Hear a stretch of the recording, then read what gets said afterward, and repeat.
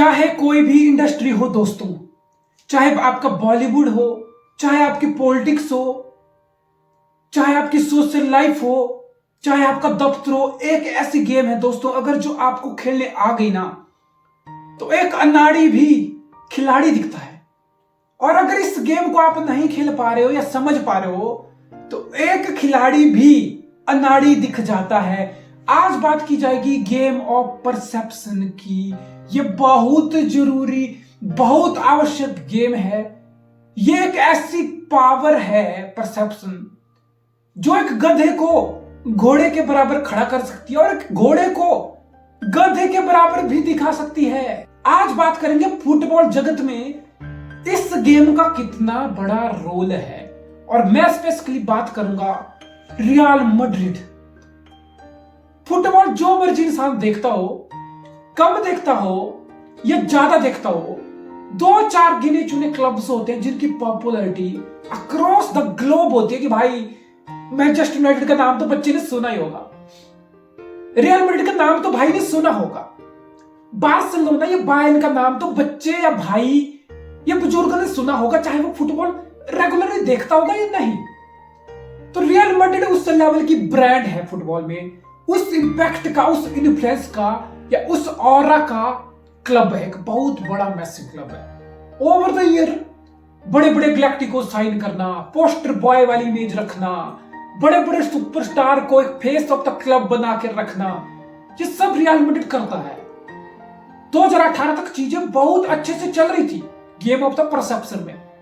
Cristiano Ronaldo was the face of the club, probably Ronaldo was face of the football during that time along with Lionel Messi. फिर champion league की 3-पीट, फिर Ballon d'Or की line. So it was like wow यार, मतलब Real Madrid के लिए best player in the world खेलता है। चीजों को इस तरीके से प्रोजेक्ट किया गया और उस परसेप्शन को रोनाल्डो की परफॉर्मेंस भी काफी हद तक कॉम्प्लीमेंट की। लेकिन साल 2018 में क्रिस्टियानो रोनाल्डो का रियल मैड्रिड छोड़ना और यूवेंटस ज्वाइन करना, यहां पे थोड़ा सा प्रॉब्लम क्रिएट हुआ रियल मैड्रिड के लिए परसेप्शन गेम में। फिर बहुत हद तक कोशिश की गई कि बेंजेमा एक प्लेयर है जो अभी तक तो क्रिस्टियानो रोनाल्डो की शैडो में पला था, बड़ा था। अब बेंजेमा को वो पोस्टर बॉय बनाने की कोशिश की गई और ऑब्वियसली बेंजेमा एक mature player by the time Cristiano Ronaldo left real Madrid हो चुका था। तो बेंजेमा ने काफी हद तक वो पोस्टर बॉय वाली इमेज के साथ, परसेप्शन गेम वाली इमेज के साथ जस्टिस किया।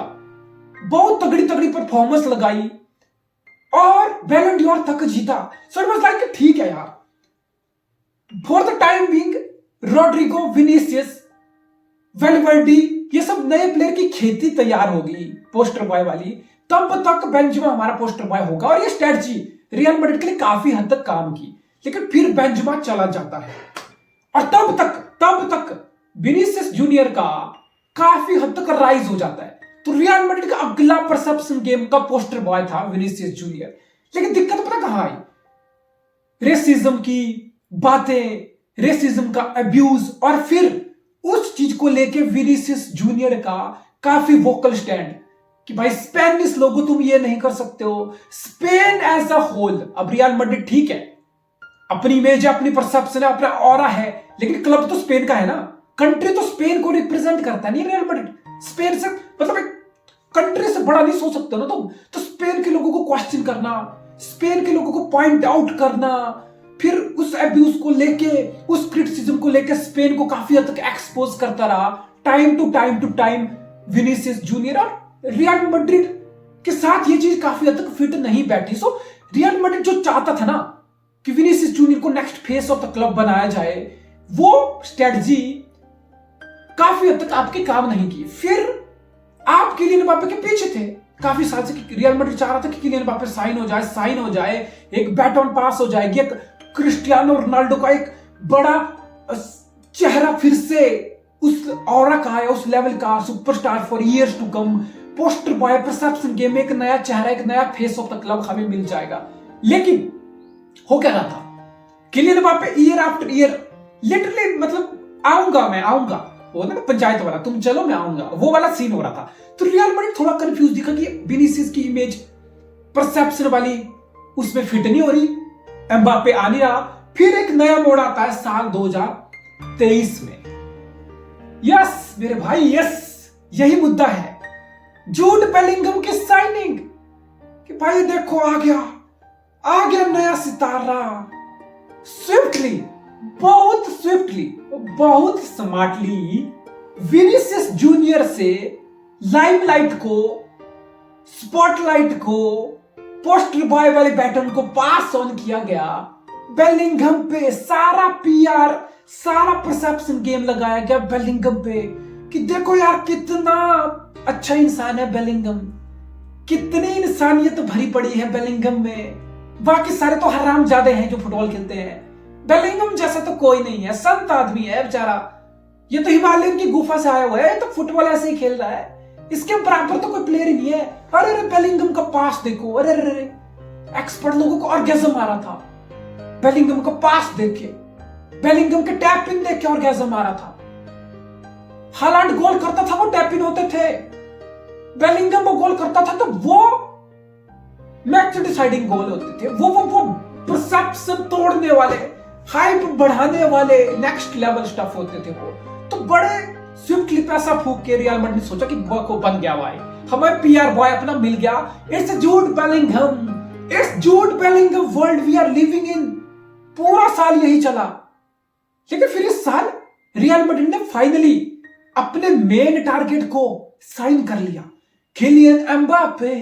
फिर एक और ट्विस्ट आया स्टोरी में, विनीसियस जूनियर जिसको तुम साइड कर रहे थे लाइमलाइट से, मतलब पोस्टर बॉय वाली इमेज से, वो बंदा एक हिस्टोरिकल सीजन लगा लेता है। मोस्ट प्रोबेबली विनीसियस जूनियर वो रियल मैड्रिड का प्लेयर होगा जो रियल मैड्रिड को फिर से बैलन डोर जिताएगा। तो फिर अब रियल मैड्रिड के साथ दुविधा आ गई कि यार विनीसियस बैलन डोर जीतेगा तो स्पॉटलाइट तो विनीसियस पे भी आनी चाहिए। हमने किलियन एम्बापे को साइन कर लिया। किलियन एम्बापे की हालांकि शुरुआत इतनी अच्छी नहीं हुई सीजन को, लेकिन फिर भी किलियन एम्बापे हमारा सुपरस्टार वाला, पोस्टर बॉय वाला, परसेप्शन वाला लड़का है। तो इस विनीसियस और एम्बापे की खींचतान में, for the power, for the limelight, बेचारा जूड बेलिंगम कहां है आज? जूड बेलिंगम के ऊपर धूल जम गई। ये होता है ना, हवा का गुब्बारा होता है ना, ये जो गुब्बारा क्रिएट किया जाता है ना एक हाइप का, परसेप्शन का, इसको बस एक ऐसे नोकीली चीज से सुई चुभानी होती है, वो गुब्बारा बबल जो है ना बर्स्ट हो जाता है। हाल पता क्या है, इस सीजन जूड बेलिंगम का एक गोल भी नहीं लगा है, एक गोल भी नहीं लगा है। साल